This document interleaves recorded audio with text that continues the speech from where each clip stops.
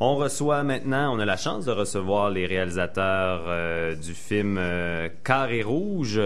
Sur fond noir. Sur fond noir, il faut pas oublier, hein, parce que j'ai vu que certains... Télé-Québec avait oublié, on dirait. Mais donc, on reçoit les réalisateurs Santiago Bertolino et Hugo Sanson qui donc ont réalisé le film. Comment ça va?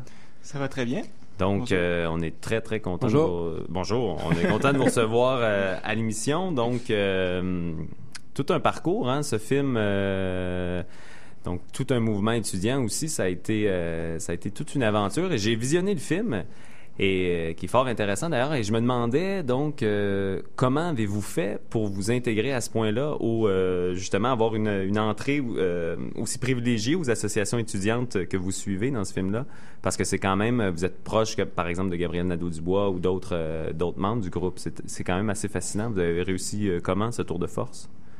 Ouais, ça n'a pas été nécessairement évident, mais surtout si on fait un...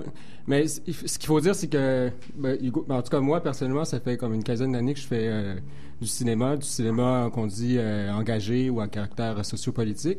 Donc, je faisais beaucoup de courts-métrages, des courts-métrages sur les luttes citoyennes. Donc, je suis assez proche des milieux militants et tout ça. Et puis Hugo, lui... Il était étudiant au Cégep du Vieux-Montréal. Non, j'étais étudiant au Cégep Saint-Laurent. Non, c'est pas cinéma. Oui, j'étais étudiant à cette époque-là. Donc, moi aussi, j'étais proche de ces milieux, les associations étudiantes et tout. Ça fait déjà... moi, ça faisait déjà 1 an que je savais qu'il y avait une grève qui approchait. Santiago aussi, probablement. Parce que tous les deux, on vient un peu du milieu militant aussi. Mm-hmm. Ouais. Donc, c'est ça. Donc là, moi, ça faisait longtemps que je voulais faire un film sur le mouvement étudiant. Je m'intéressais à l'AC, justement parce que je m'intéressais beaucoup à leur fonctionnement de mode horizontal, de démocratie directe, parce que justement, il n'y a pas de chef, c'est plus des porte-paroles qui sont redevables aux assemblées générales et tout ça. Puis là, on voyait que, là, en novembre, il y avait une grosse manifestation, 30 000 étudiants. Depuis 1 an et demi, 2 ans, dans les associations étudiantes faisaient beaucoup de mobilisations pour protester contre... Il y a eu un crescendo avant d'arriver à la lutte, là, avant d'arriver au 22 mars, où est-ce que les étudiants faisaient de la mob dans les écoles pour militer contre la hausse des frais de scolarité, mais le gouvernement ne bougeait pas. Puis là, moi, je voulais faire un film un peu plus long. Puis, qu'est-ce que je faisais d'habitude? Je voulais suivre des personnages, tout ça. Puis, je sentais que le mouvement étudiant allait prendre une certaine ampleur. Puis là, dès le mois de janvier, on a commencé à approcher, Hugo et moi, les associations étudiantes, le Cégep du Vieux-Montréal. On est allé approcher aussi la classe. Puis tranquillement, de janvier au mois de mars, on a commencé à demander des permissions pour aller filmer dans les assos étudiantes et tout ça. Puis on a commencé à... Là, on faisait notre recherche avec notre caméra, parce qu'on est nous-mêmes caméramans et réalisateurs, et preneurs de son aussi. Puis donc, c'est une confiance qui se construit graduellement au début. On va dire, OK, vous pouvez filmer les assemblées générales. Là, on filme, puis là, au fil du temps, ils voient qu'on coule pas l'information. C'est surtout aussi le fait qu'on leur disait qu'on fait un film qui va être diffusé plus tard, comme dans un an. C'est ça, donc parce qu'il était moins craintif. Oui, c'est ça, parce que c'est pas tout le monde qui peut faire ça, parce qu'ils avaient peur qu'on influence le cours du réel présent. Oui. Parce qu'on filmait comme des stratégies, des choses comme ça. Ouais. Et Hugo, tu rajoutes quelque chose? Oui, il faut comprendre qu'on n'a pas le même mandat que les médias traditionnels. Par exemple, on a suivi le mouvement pendant presque 1 an, avec beaucoup de recul. Bon, ils savaient que... Puis au début, les assemblées générales, la majorité du temps refusent les médias. Dans la classe, les gens votaient qu'on n'était pas des médias, mais des artistes. C'est ça, donc, ils vous ont accepté. Droit, mais ça me fait d'aller filmer le congrès. Quand je voyais la question, c'est justement peut-être c'est l'avantage et le risque, parce que est-ce qu'il y a aussi un risque à se dire, ils nous ont acceptés, on ne peut pas les dépeindre de manière négative.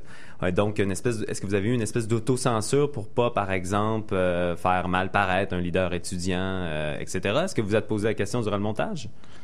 Au contraire, nous, on trouvait intéressant d'avoir un message critique, même à l'intérieur du mouvement. C'est ça qui fait qu'un mouvement est sain. Et c'est ça que je pense que les militants étudiants ont compris. On s'est jamais fait censurer non plus dans les assemblées générales, sauf peut-être pour des raisons juridiques. Mm-hmm. On ne nous a jamais empêché de filmer quelle conversation que ce soit, quelle proposition ou débat pendant les congrès, pendant les assemblées générales, pendant l'exécutif de la classe aussi. Donc, c'est pour ça que... oui. C'est ça, c'est que peut-être qu'il y avait la forme de censure qu'ils pourraient avoir, c'est eux-mêmes en choisissant les instances auxquelles on a le droit de filmer. On avait le droit de filmer les exécutifs, mais par exemple, en même temps, on n'aurait pas voulu filmer ça. Il y avait aussi des comités plus sur la stratégie des manufactions, par exemple. Où est-ce que là, on aurait pu dévoiler où aurait lieu la prochaine action. Bon, cette affaire-là, on n'avait pas le droit de filmer. Mais sinon, dans les instances qui ont choisi, le comité de mobilisation ou le comité ou l'exécutif, là, on avait un accès complètement ouvert. Puis ils ont un souci quand même de transparence. Ils veulent montrer qu'ils sont plus transparents peut-être que les autres fédérations, les choses comme ça. Puis donc ça, au contraire, on avait accès comme on pouvait. Puis vous avez été proche du mouvement et donc très proche, même on le voit dans le film, jusqu'à prendre des risques aussi parce que les gens qui ont été militants ont pris beaucoup de risques. Est-ce que vous avez, par exemple, Hugo, est-ce que vous avez eu peur à certains moments parce que quand la police rentre, elle ne rentre pas, elle ne fait pas de dentelle, hein, finalement? Oui, il y a des plans où le 3/4 du temps ou 60% du temps, je faisais la caméra, le reste du temps, je faisais le son, et ainsi de suite. Moi, au Santiago, des fois, on s'est changé. Mais il y a des temps où je faisais la caméra, il venait d'avoir une charge policière ou quelque chose qui arrivait, puis j'étais beaucoup moins stable. Hein, c'est de la caméra à l'épaule. Donc, ça nous arrivait de se mettre à shaker. Là. Puis, on a des petits plans qui tremblotent juste après la charge la charge policière, mettons, au plan nord. Ben, là, j'étais pas très stable. Santiago, tu t'es fait arrêter, je crois aussi. Non, c'est Hugo. C'est Hugo qui est resté discret là-dessus, je sais pas. Non, ça va. La majorité du temps, quand on filme, on a une certaine... c'est plus prudent quand même avec la caméra, on a une certaine immunité. Les policiers frappent pas nécessairement les caméramans, c'est pas leur premier réflexe. Mais tu peux raconter, par exemple, le cégep du Vieux-Montréal, c'est ce qui est arrivé. Hugo, il était...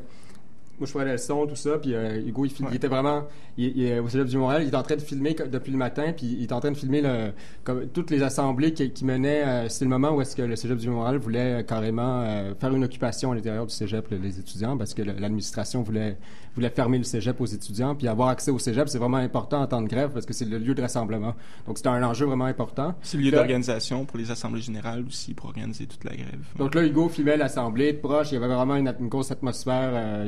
très dense, où est-ce qu'on occupe pas, est-ce qu'on fait une barricade ou pas, puis là, Hugo, il filmait ça, puis tout à coup, il était vraiment emballé par le sujet, puis là, à un moment donné, au début, il y avait 300 personnes à vouloir occuper le cégep, puis à la fin, moi, je le voyais un peu de l'extérieur, il restait 20 personnes. Mais Hugo, il y avait un plan de séquence extraordinaire, donc il se rendait plus compte qu'il allait se faire arrêter. Moi, j'étais comme, Hugo, je pense qu'on devrait se séparer. Moi, je vais t'attendre dehors. Moi, je filmais avec ma caméra.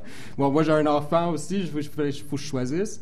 Puis, au pire, je pourrais continuer le film si t'es en prison. En tout cas, il a eu le courage, lui, de continuer. Puis moi, j'étais dehors à la pluie. Là, j'attendais qu'il sorte. Puis finalement, il s'est fait arrêter. Ouais, mais on m'a arrêté au même titre que les autres étudiants. En fait, on n'avait pas de carte de journaliste à cette époque-là. On n'a pas eu, d'ailleurs. Puis on était 37 arrêtés, en fait. Puis il y avait d'autres personnes qui ont réussi à pas se faire arrêter. Il y avait une 50aine de personnes en tout. Ouais. Donc, t'as pris part à l'action d'une manière... j'étais participant. Je n'étais pas participant, j'étais spectateur. C'est ça. Participant, spectateur, et oui. Oui, avec la caméra. Oui. Évidemment, j'étais là, donc je faisais partie des occupants, en guillemets. D'accord. Et c'est tout le temps qu'on a, mais le film va être présenté déjà lundi. Lundi, c'est l'avant-première. L'avant-première au cinéma Excentrice. Oui. Malheureusement, il n'y a déjà plus de billets. D'accord. Mais à partir du 30, il va être à l'Excentrice pour toute la semaine. Et il va être aussi présenté à Télé-Québec, mais j'imagine qu'on souhaite que les gens aillent le voir au cinéma. Ça serait plus intéressant, peut-être. Oui, en cinéma, on a la version longue qui est vraiment bien, puis à la télé, il y a tout souvent des contraintes de temps, donc c'est une version, mais on a quand même la chance, c'est quand même une version d'1h20 à la télé, c'est rare, d'habitude, on est obligé de faire un 52 minutes. Effectivement. Donc, je pense qu'on devrait quand même être content. C'est juste que la version naturelle, elle faisait 1h50, celle qu'on trouvait qui faisait plus dans le dash. Là, puis... Donc, ça va être... Oui, effectivement. Donc, pour aller voir la version qui fait dans le dash, ça va être au cinéma. Je vous remercie, messieurs, pour votre participation. C'était Santiago Bertolino et Hugo Sanson, les réalisateurs Merci. du documentaire Carré Rouge sur fond noir. Merci, au revoir.